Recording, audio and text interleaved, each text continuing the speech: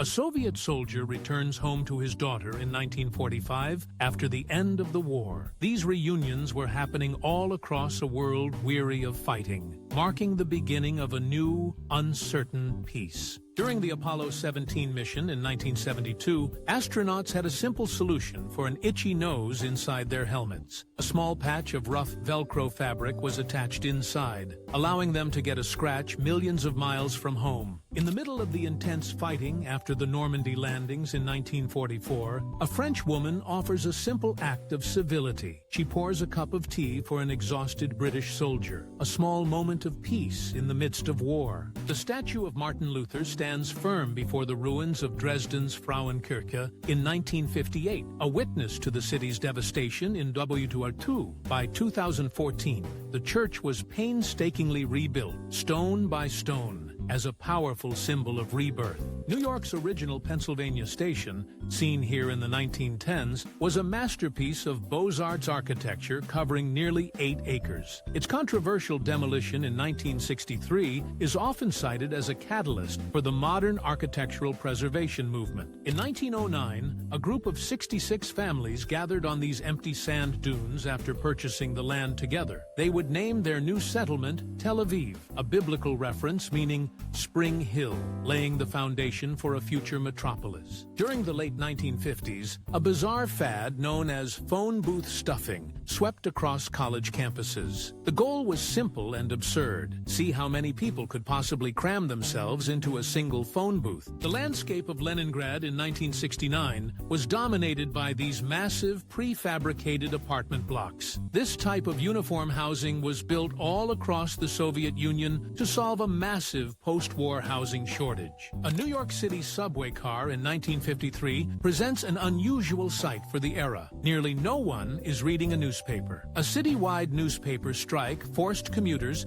to find other ways to pass the time on their daily ride. In the same year he took one giant leap for mankind, astronaut Neil Armstrong was photographed doing something much more down to earth. The first man to walk on the moon is seen here in his kitchen, simply making a pizza. Canadian Prime Minister Pierre Trudeau casually carries his young son in Ottawa back in 1973. That toddler tucked under his arm is Justin Trudeau, who would follow in his father's footsteps to become Prime Minister decades later. TV's Batman and Batgirl, Adam West, and Yvonne Craig share a light-hearted moment behind the scenes around 1968. Craig's popular character was added to the show in its 3rd season to boost ratings and attract more viewers. Known locally as Camberly Kate, this woman dedicated her life to caring for stray dogs in her English town. Photographed here in 1962, she was a familiar sight, looking after any lost or abandoned animal she could find. Frank Sinatra steps off a helicopter with a glass of whiskey in hand, the picture of cool in the 1960s. He famously traveled with his own entourage, and this kind of entrance was part of the larger-than-life persona he cultivated. Christina Applegate portrayed the character Kelly Bundy on the hit sitcom Married with Children. The character's distinctive fashion and personality made her a pop culture fixture of the late 80s and early 90s. First Lady Jacqueline Kennedy sits in a motorcade, maintaining her famous poise despite the constant crush of crowds and security. The public saw a fashion icon, but the reality was a life lived under an intense and unforgiving spotlight. This massive wedge plow was a Vermont Railway's answer to brutal winter snows that could shut down the lines. It wasn't self-propelled, requiring the immense power of multiple locomotives pushing from behind to clear the tracks. Upon hearing the news of Joseph Stalin's passing in March 1953, a restaurant owner in Washington, D.C. immediately put up this sign. For him and many others who had fled Soviet rule, the offer of free borscht was a deeply personal celebration. Hollywood star Jane Mansfield, famous for her publicity-seeking stunts, poses next to a local beauty queen in 1957. It was a classic power move, ensuring all eyes were on her and cementing her reputation for stealing the spotlight. After fleeing Nazi Germany, Albert Einstein spent his later years at the Institute for Advanced Study in Princeton. He was known for his casual, often disheveled appearance, a stark contrast to the world-changing equations he worked on. The Bumper 8 rocket, a captured German V-2 topped with an American WX Corporal missile, lifts off from Cape Canaveral in July 1950. Its successful launch from this Florida launch pad marked the very beginning of the American space program. A postcard from the 1950s captures the famous intersection of Sunset and Vine in Hollywood. The iconic round building isn't Capitol Records, but the NBC Radio City Studios, once the heart of the West Coast's broadcast industry. Outside the New York Public Library, a woman pauses in a shot that was anything but random in the 1960s. The photo was taken by the legendary William Klein, whose use of telephoto lenses and gritty style changed fashion photography forever. Sean Connery grabs his golf clubs outside his London home in 1962, the same year Dr. No was released. He was a lifelong golf fanatic and even had his passion written into a famous scene in the Bond film Goldfinger. In the 1940s,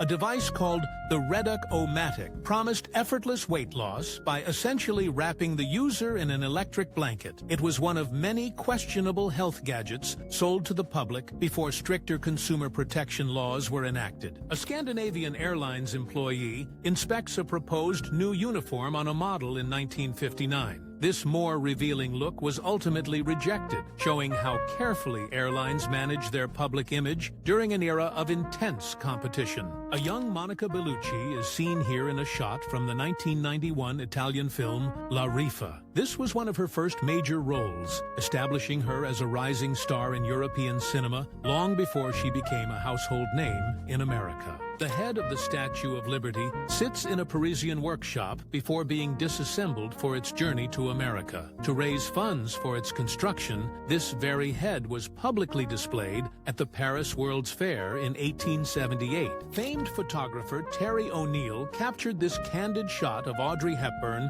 at a villa in the south of France. She was taking a break from filming the 1967 movie Two for the Road, revealing a playful side her formal portraits rarely showed. An NYPD traffic cop manually directs a sea of cabs and sedans in the 1970s. Before computerized traffic systems, these officers were an essential and highly visible part of keeping New York City moving. Swedish actress Inger Nilsson, known worldwide for playing Pippi Longstocking, visits Amsterdam in 1972. Even years after the show, her iconic character made her instantly recognizable to crowds of children and adults. The Beach Boys pose with a surfboard for a classic 1960s publicity shot. Ironically, despite creating the soundtrack for American surf culture, Dennis Wilson was the only actual surfer in the band. Atari held the first major esports tournament in 1980 to find the best Space Invaders player in the nation. The event drew over 10,000 participants, marking the official beginning of competitive video gaming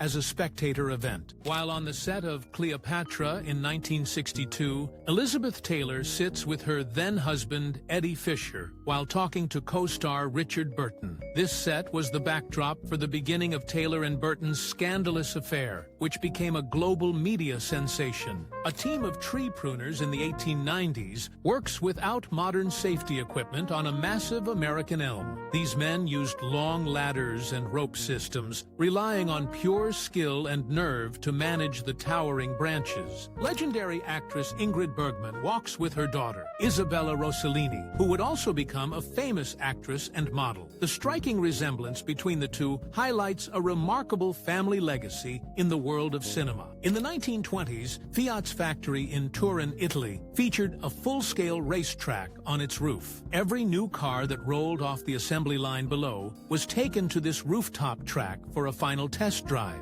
John Lennon and his son Julian visit the set of the TV show Happy Days in 1974. Lennon was a big fan of the series, which celebrated the 1950s rock and roll culture that had originally inspired him. A Soviet assembly worker stands next to a full-scale model of the RDS-1, their first atomic device, in 1949. The bomb was a near-exact copy of the American Fat Man design, built using information obtained through espionage. The massive German airship Hindenburg arrives in New Jersey in May 1936, measuring over 800 feet long. It represented the peak of luxury air travel, but also served as a propaganda tool, flying with a prominent swastika on its tail fins. Photographed after the sinking in 1912, this is believed to be the iceberg that the Titanic struck. A dark smudge is visible near the waterline, which witnesses aboard a passing ship claimed was red paint from a vessel's hull.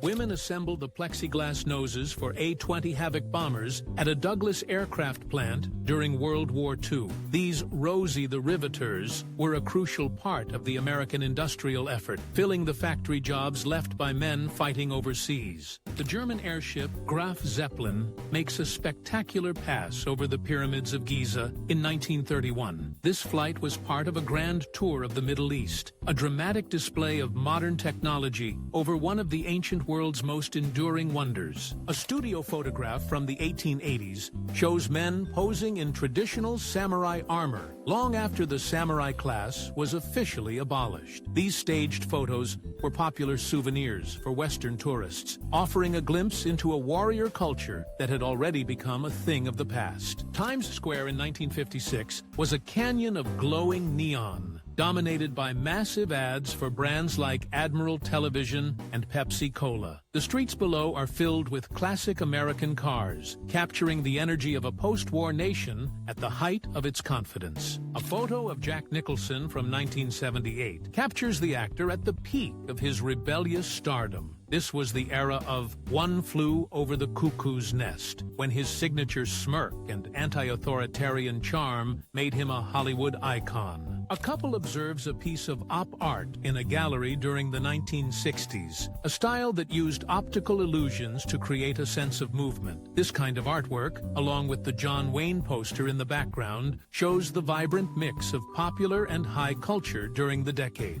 An early electric vacuum cleaner from around 1906 required a household servant to operate the bulky wheeled machine. These first-generation devices were a luxury item for the wealthy, and a far cry from the lightweight appliances of today. A London bobby manually directs a mix of double-decker buses and early automobiles in 1928. Advertisements on the side of the buses promoted new shows, giving a snapshot of the city's entertainment scene during the Roaring '20s. Arnold Schwarzenegger relaxes on a yacht in Marina del Rey around 1979 after Pumping Iron made him a star. This was before his major Hollywood blockbusters, a time when he was known as the face of bodybuilding, enjoying his newfound celebrity status.